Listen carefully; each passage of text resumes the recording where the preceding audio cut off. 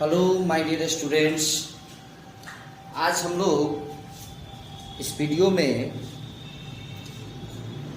Arithmetic progression का कुछ important question देखेंगे।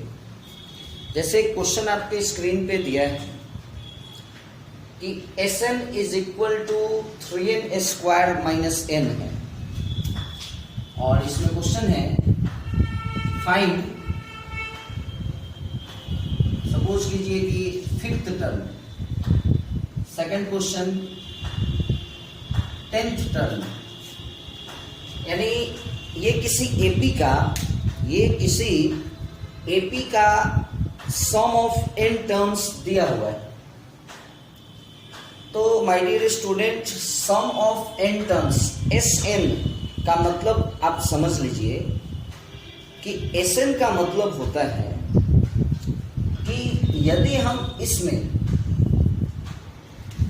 2 पुट करते हैं, n is equal to 2 put करते हैं, n is equal to 2 put करते हैं, इससे हमको क्या आ जाएगा, S2 इज इक्वल टू 2 का स्क्वायर 4, 3 जा 12 माइनस 2 यानी 10। तो माय डियर स्टूडेंट, ये S2 इज इक्वल टू जो 10 आया, तो इसको ये नहीं सोचना है कि ये सेकंड टर्म आया है, नहीं, ये S2 इज इक्वल टू 10 मतलब हुआ कि दो टर्म का सम आया है 10, दो टर्म का सम आया है 10, सेकंड नंबर टर्म 10 नहीं आया है, फर्स्ट और सेकंड का सम 10 आया है। यानी Sn का मतलब ही होता है सम ऑफ n टर्म्स।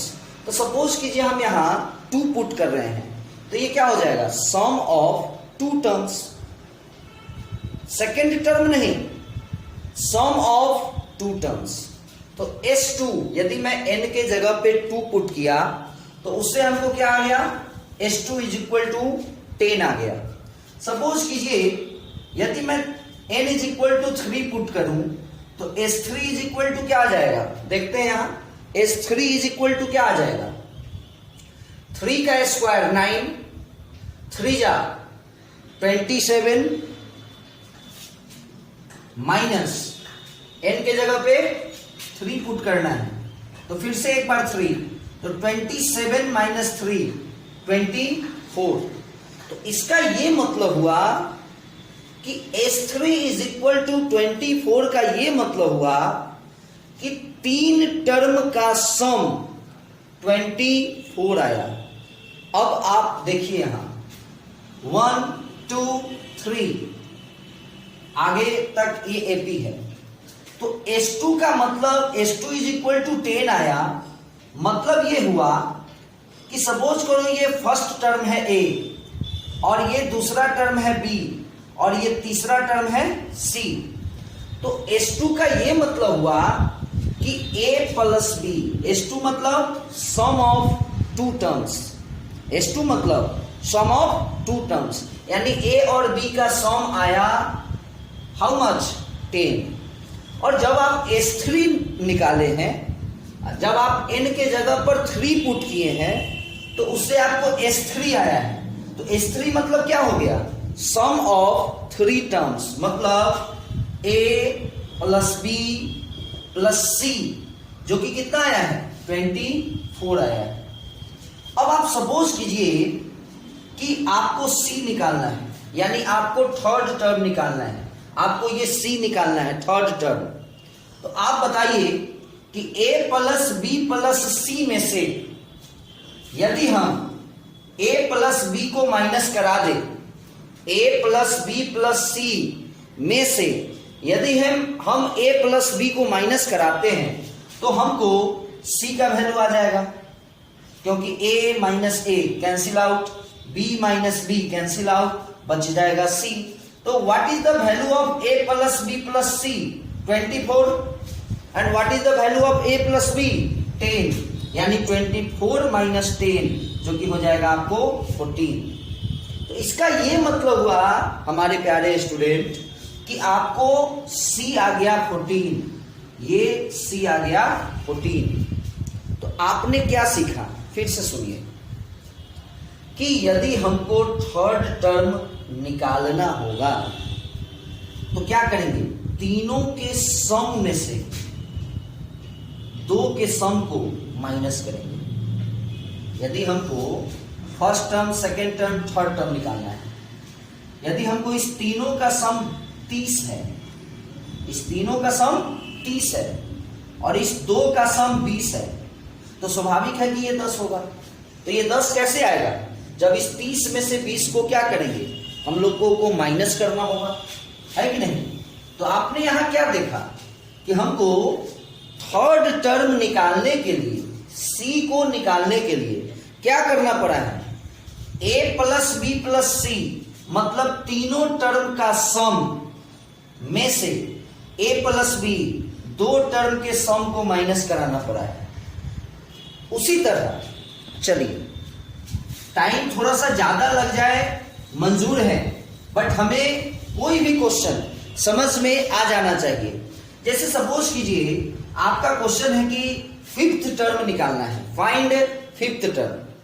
तो आपको केवल ये दिया है कि Sn is equal to 3n square minus n। तो यदि हम यहां n is equal to 5 put करते हैं, n is equal to 5 put करते हैं, तो हमारे पास क्या आ जाएगा, S5 इज इक्वल टू 5 का स्क्वायर 25 इंटू 3 75 माइनस 5 जो कि हो जाएगा आपको 70।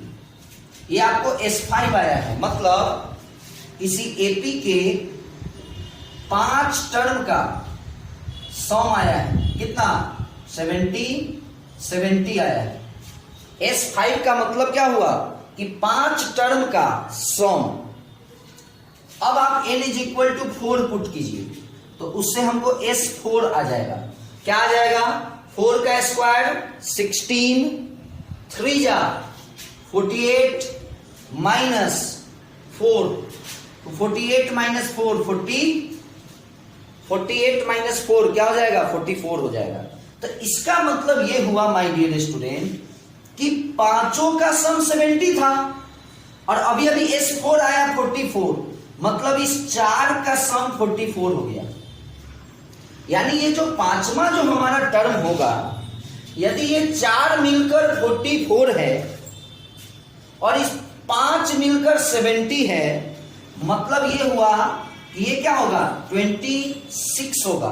क्योंकि आप देखिए 4 मिलकर 44 है और 5 मिलकर 70 है, तो आखिर 44 है तो 4 ठो है तो 44 है, तो इसमें 26 जुड़ा तब जाकर ना 70 बनेगा जो कि पांचों का सम होगा। और नहीं तो ऐसे समझिए कि हमको 5वां टर्म निकालना है। कौन सा टर्म निकालना है, 5वां टर्म। तो उसके लिए हम लोग क्या किए कि 5 के सम में से 4 के सम को माइनस करें।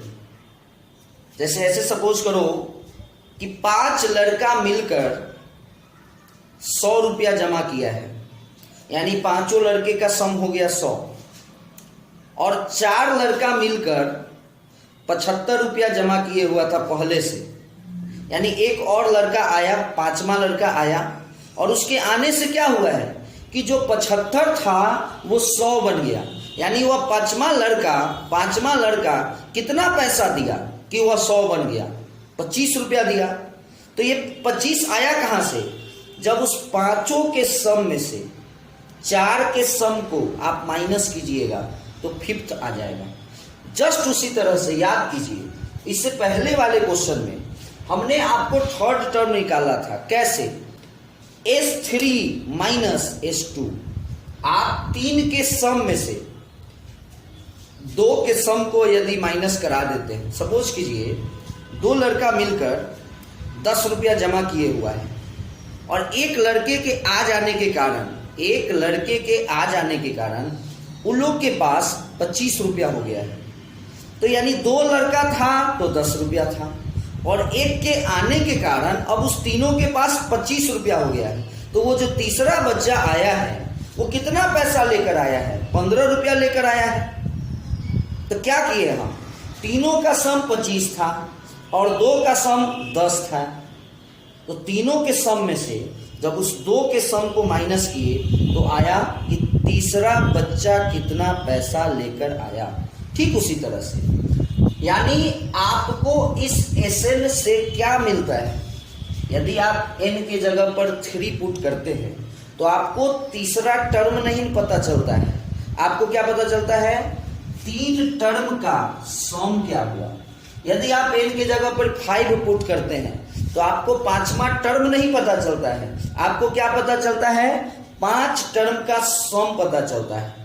तो आपको समझ में आ गया होगा कि आपको यदि किसी एपी का SN दिया है, सम ऑफ n टर्म्स दिया है, और यदि आपसे कहा जा रहा है कि कोई टर्म निकालिए, सपोज 5th टर्म निकालिए, तो माय डियर स्टूडेंट विश्वास कीजिए इसमें कुछ नहीं करना है, बस आपको एक बार SN में 5 पुट कर दीजिए, चूंकि हमको S5 निकल जाएगा, और फिर एक बार 4 पुट कीजिए, चूंकि हमको S4 निकल जाएगा। तो S5 का मतलब हुआ ABCDE, सपोज करो 5 टर्म ये हुआ तो पांचों का सम, और S4 का मतलब हुआ 4 टर्म का सम यानी ABCD। तो जब हम इस 5 में से जब हम 4 को घटा देंगे तो स्वाभाविक है कि जब मैं इसको घटाऊंगा तो आप देख लीजिए -A, -B, -C, -D सब ये कट जाएगा और ये बचेगा क्या, E बचेगा, और ये E क्या है, 5वां टर्म है। क्लियर है? यानी आप इतना ही समझिए कि आपको यदि 5th टर्म निकालना है तो उसके लिए आपको क्या करना होगा, 5 टर्म के सम में से 4 टर्म के सम को माइनस कराना होगा, है ना। तो आप लोग आसानी से अब इस क्वेश्चन को सॉल्व कर सकते हैं। तो आप बताइए 5 टर्म का सम कैसे आएगा, इसमें 5 पुट करने से आएगा। 5 का स्क्वायर 25, 3 जा 75 -5 जो कि हो गया क्या, 70। तो ये किस चीज का वैल्यू आया, S5 का वैल्यू आया। ठीक उसी तरह से S4 फाइंड आउट कर लीजिए और इसको माइनस करा दीजिए। तो 5th टर्म निकालना होगा तो क्या करेंगे, SN में पहले n के जगह पे 5 पुट करेंगे जिससे हमको S5 आ गया, और फिर SN में n के जगह पे 4 पुट करेंगे। तो देखिए यहाँ 4 का स्क्वायर 16, 3 जा 48 -4 जो कि हो जाएगा 44। तो इसका वैल्यू आया है, S5 का वैल्यू 70 और S4 का वैल्यू 44, माइनस होगा तो आंसर आएगा 26। सिमिलरली सपोज कीजिए आपको एक और क्वेश्चन है, 10th टर्म निकालना है। तो my dear student 10th term निकालने के लिए आप क्या करेंगे, एक बार 10 पुट करेंगे, कहां पे पुट करना है, SN में, सम ऑफ n टर्म्स दिया है क्वेश्चन में, और एक बार 9 पुट करेंगे, कहां पुट करेंगे, वही सम ऑफ n टर्म्स में। तो S10 का मतलब हुआ, थोड़ा सा देख लीजिए, सपोज कीजिए ABCDEFGHIJ K, है ना, ये आपको ये टोटल 10 टर्म है किसी एपी का। तो जब आप S10 निकाले तो आपसे क्या निकल गया, आपसे निकल गया इस सब का सम निकल गया, और फिर आप S9 निकालने जा रहे हैं। तो S9 निकालने मतलब आपसे क्या निकला, ABCDEFGHI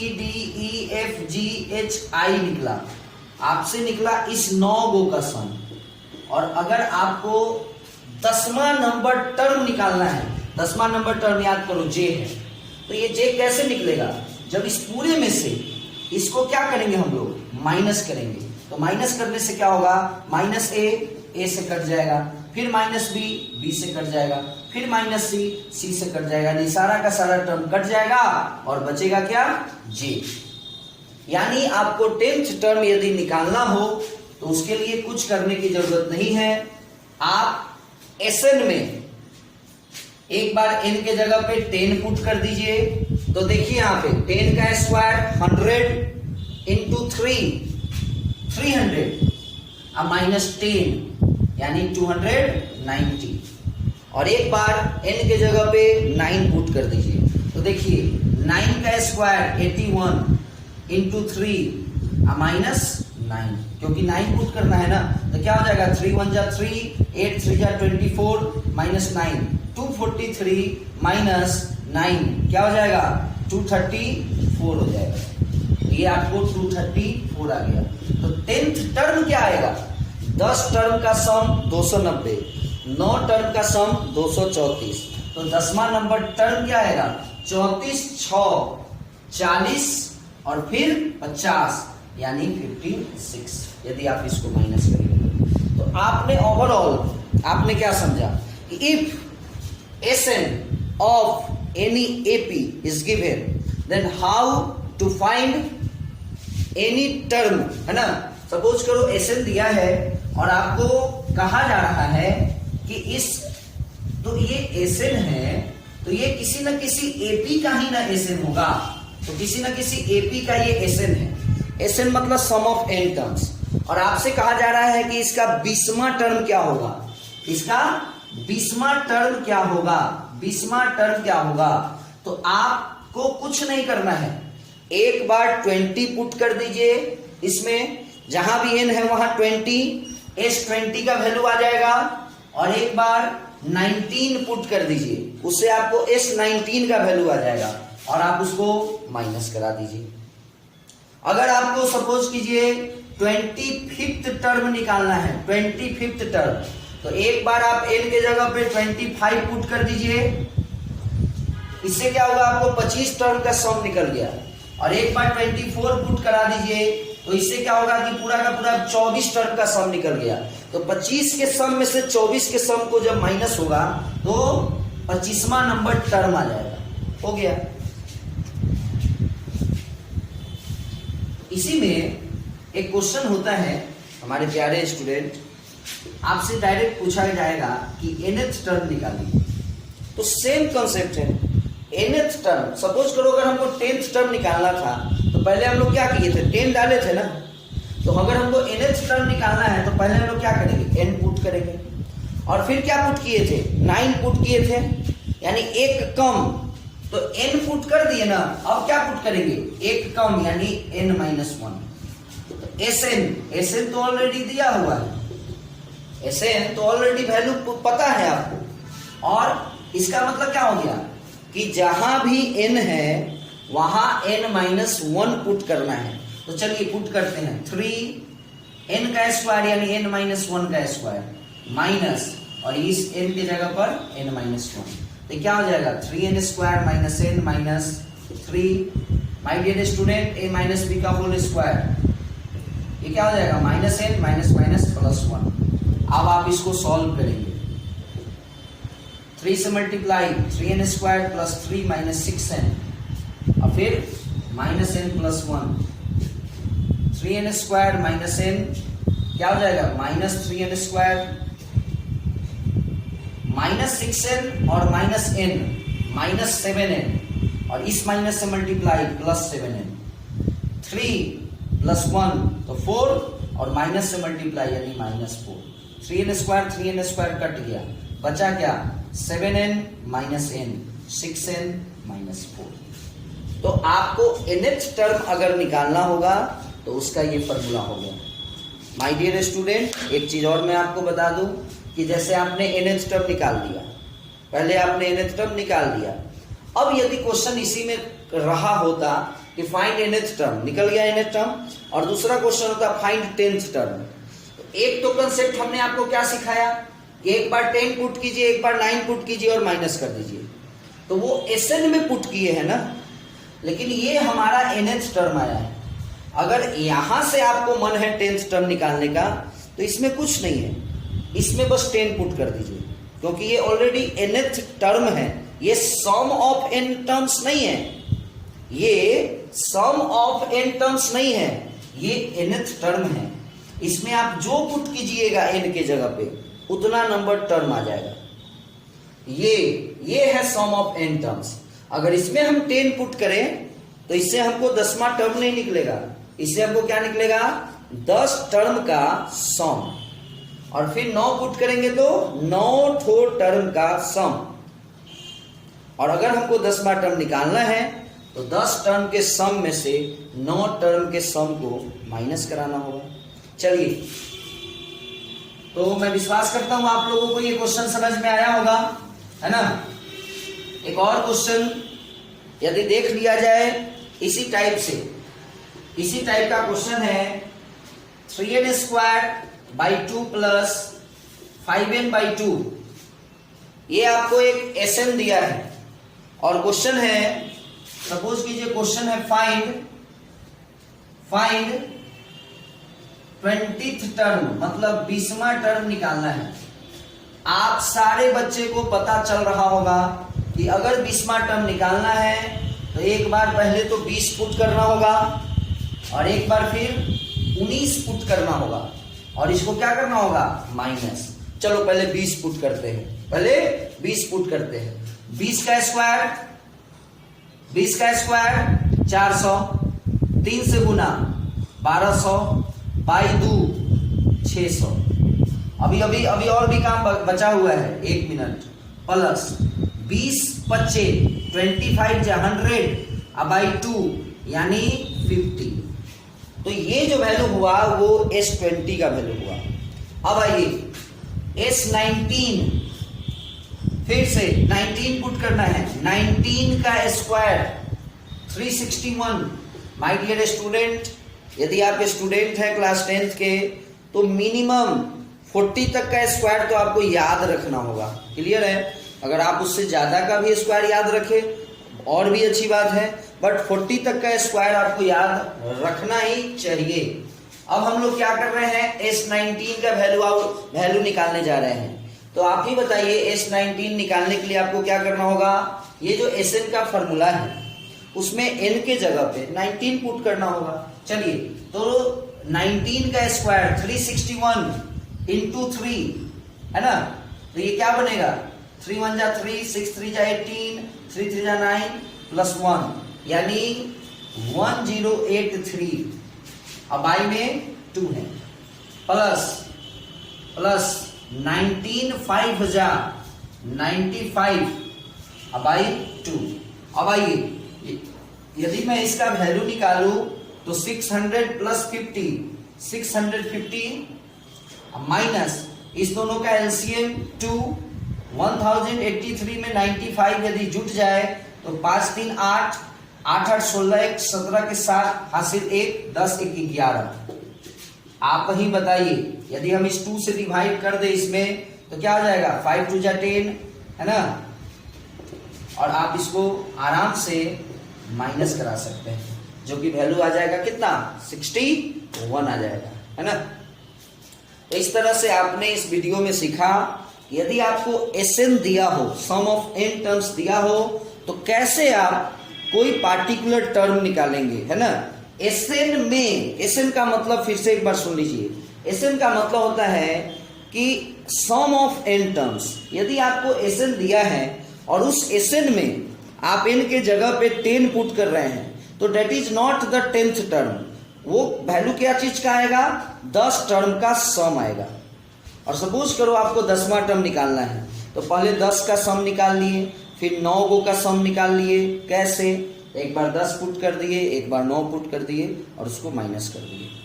तो मैं विश्वास करता हूं कि आप लोगों को यह वीडियो अच्छा लगा होगा, है ना। फिर इसी तरह के कुछ और भी इंटरेस्टिंग क्वेश्चन के साथ मैं आप लोगों के सामने आगे फिर से पेश होऊंगा, है ना। तब तक के लिए यदि मेरा वीडियो अच्छा लगा हो तो प्लीज़ आप इसको लाइक और शेयर करें, सब्सक्राइब करें हमारे चैनल को।